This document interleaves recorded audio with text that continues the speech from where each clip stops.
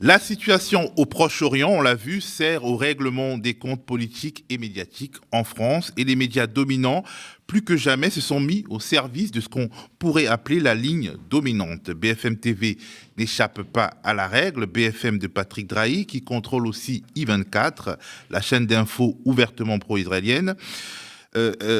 BFM a analysé de manière assez particulière, on va dire, les propos que Dominique de Villepin avait tenus sur le plateau de Quotidien pour parler du poids de la finance sur le journalisme, l'art et la culture.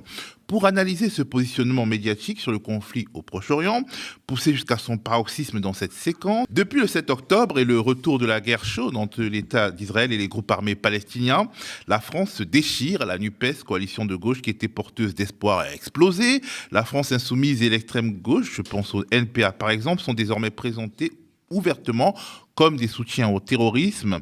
L'extrême droite s'est offert une sorte de nouvelle virginité en participant à la manifestation contre l'antisémitisme le 12 novembre dernier.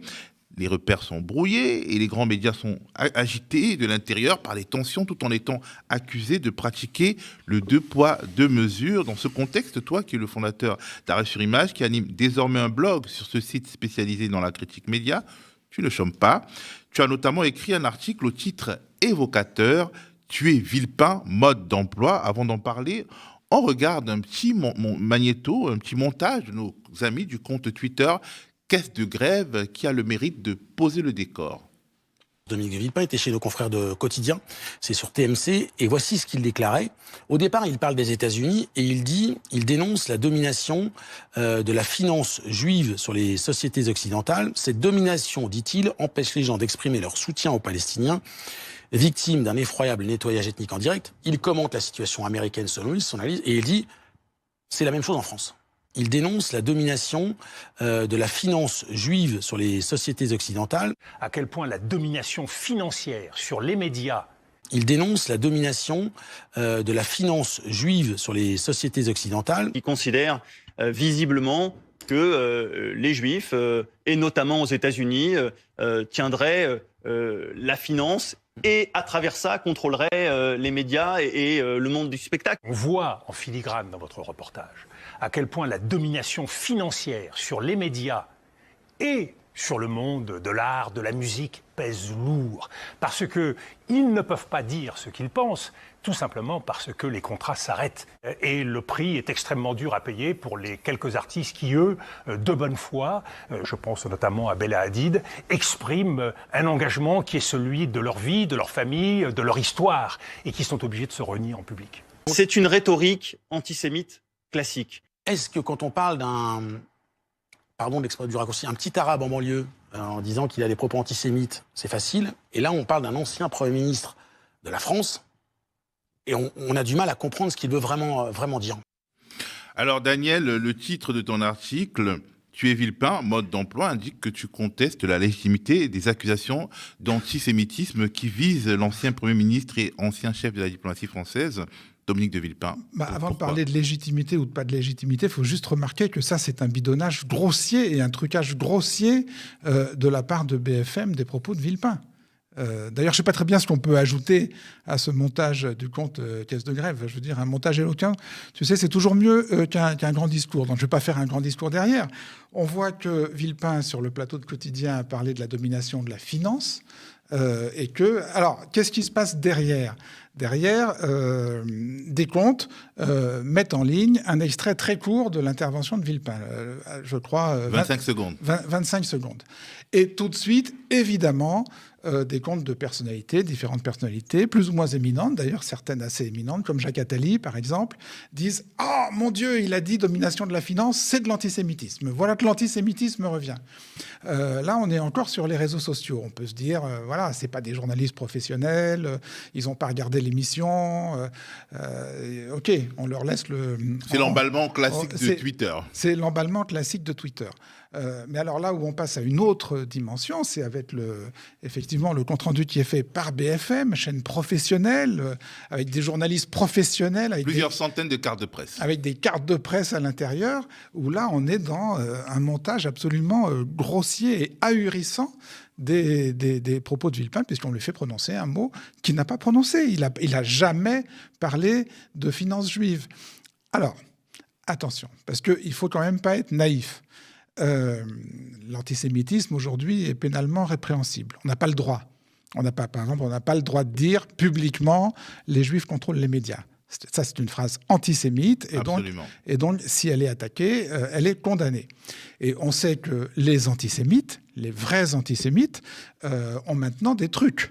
Si vous voulez, quand ils veulent se faire comprendre en évitant les tribunaux, ils vont parler de finances mondialisées, ils vont parler ils ont maintenant des expressions, si vous voulez, qui leur permettent de s'exprimer en sous-entendu, et en étant compris. Voilà, suivez mon regard, tu m'as compris, etc. Donc, qu'est-ce qu'on fait dans ce cas-là? Parce qu'il ne faut pas être dupe de ces subterfuges langagiers non plus. Dans ce cas-là, on essaye d'abord de voir... qu'est-ce que je fais moi? C'est dans cette période où les accusations et les imputations d'antisémitisme volent très bas. Il faut d'abord regarder où la phrase a été prononcée. Est-ce qu'elle a été prononcée dans un journal ouvertement antisémite, un journal d'extrême droite comme Rivarol, par exemple, ou est-ce en l'occurrence, c'est pas le cas. Elle est prononcée à Quotidien. Quotidien, c'est une émission d'une filiale de TF1. Je veux dire, qui n'a jamais été... elle a été prise en défaut de plein de trucs, mais elle n'a jamais été prise en défaut d'antisémitisme jusqu'à maintenant. Donc on se dit, voilà, ce serait bizarre. Elle est prononcée par un ancien Premier ministre français que personne n'avait jusqu'alors soupçonné d'antisémitisme. Vous voyez, on est obligé d'essayer de regarder le contexte, le cadre de l'énonciation, comme on dit d'une manière pompeuse, l'identité de l'énonciateur. Et pour moi, il n'y a absolument aucun doute qu'il y a là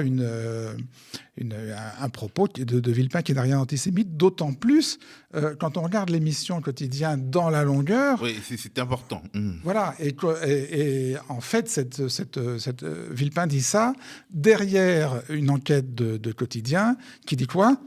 Qui dit c'est terrible pour le showbiz américain, c'est terrible pour Hollywood, parce qu'ils ne peuvent plus s'engager dans le conflit palestinien. Ils ne peuvent plus s'engager ni d'un côté ni de l'autre. Ni d'un côté ni de l'autre, c'était ça le sujet de Quotidien, sans se faire tomber dessus par les partisans de l'un ou l'autre camp. Et donc, voilà. Alors, ce qu'on peut dire, c'est que Villepin, qui est un ancien Premier ministre de droite, n'avait pas été habitué jusqu'à maintenant, ne nous avait pas habitués, on va dire, à critiquer la propriété des médias mainstream français par des milliardaires. Bon, c'est un nouveau thème chez lui. C'est bien. Il évolue, et il découvre des réalités économiques, on s'en félicite. Alors, BFM est revenu sur cette affaire dans un communiqué selon lequel, et je cite, « À l'occasion de l'émission 120 minutes du dimanche 26 novembre 2023, une formulation inexacte et malheureuse a été utilisée concernant les propos de Dominique de Villepin tenus dans la semaine. BFM TV présente ses excuses à ses téléspectateurs. La vigilance de chaque instant est le gage de la confiance entre la chaîne et son public. » Pour toi, ce ne sont pas des excuses. Pour toi, ce n'est pas suffisant. C'est-à-dire, quand on s'est planté, d'abord, on reconnaît clairement qu'on s'est planté.